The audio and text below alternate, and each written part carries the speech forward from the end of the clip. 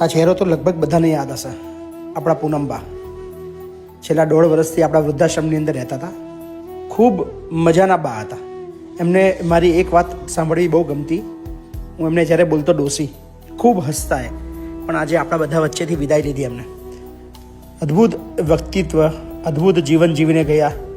Road ઉપર footpath પર આખી જિંદગી વિતાવેલી, પણ છેલ્લું 1.5 વર્ષ એમને ખૂબ આનંદભાઈ અહીંયા વિતાવ્યો.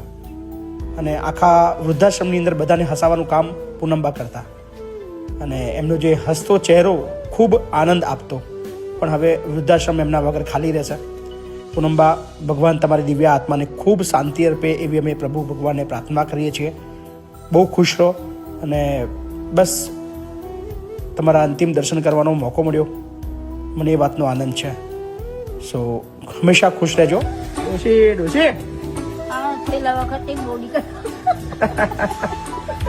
સો ઓલવેઝ એમને હું ડોસી બોલું એ ખૂબ ખુશ થઈ જતા.